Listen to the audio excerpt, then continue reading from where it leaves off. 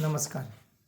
मी doctor Bhaskar Patil, मधुमेह तज्ज्ञ, Solapur diabetes care centre आणि diabetes food care centre, Solapur.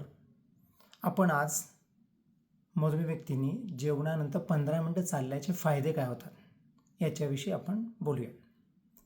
Normally सर्वसामान्य आपण जेवणानंतर साखर वाढते. का वाढते? की कार्बोहायड्रेटचं रूपांतर ग्लुकोजमध्ये होतं आणि रक्तातली साखर वाढते. तसं जेवण केल्यानंतर आणि बसला किंवा झोपलात तर काय होतं की ब्लडमधली साखर वाढलेली असते. इन्सुलिनला एकट्यालाच काम करावं लागतं ही ब्लडमधली साखर कमी करण्यासाठी. आणि समजा जेवण केला आणि 15 मिनटं चाललात तर तिथे काय होतं की रक्तातली वाढलेली साखर, ग्लुकोज मसल वापरायला सुरू करतात आणि ग्लुकोज कमी केलं जातं. तिथे इन्सुलिनचा लोड कमी होतो, इन्सुलिनवरचा लोड कमी होतो. म्हणून व्यायाम केल्यामुळे 15 मिनटं व्यायाम केल्यानंतर मसल ग्लुकोजचा वापर केल्यानंतर रक्तातली साखर कमी होण्यासाठी मदत होते. म्हणून 15 मिनटं जेवण झाल्यानंतर चालण्याचा व्यायाम हा उत्तम पर्याय असू शकतो. त्याचे फायदे अनेक आहेत.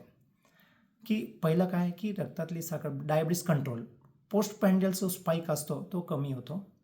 इन्सुलिनची कार्यक्षमता सुधारते. हे 2 बेनिफिट डायबिटीज शुगर कंट्रोल करण्यास मदत होते. गट हेल्थ म्हणजे तुमची पचनक्रिया सुधारते. तिसरं की तुमचं वेट लॉस आणि फॅट लॉस होतो. ह्याच्यामुळे वजन कमी करण्यासाठी बेनिफिट होतं. हार्ट हेल्थ आणि मेटाबॉलिक हेल्थ देखील बेनिफिट होतं. मग हे एवढे फायदे आहेत की त्या दृष्टिकोनातून आपण काय केलं पाहिजे की जेवण करून 2 तास जेवणानंतर 15 मिनटं चालण्याचा रूल ऑफ 15 हे फॉलो करा. म्हणजे नाश्ता झाल्यानंतर 15 मिनटं चालणे, दुपारी जेवण झाल्यानंतर 15 मिनटं चालणे आणि रात्री जेवण झाल्यानंतर 15 मिनटं चालणे.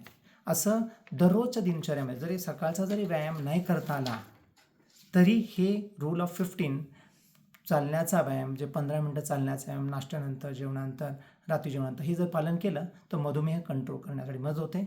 आणि मधुमेह नियंत्रण ठेवा आणि आनंदी राहा. धन्यवाद.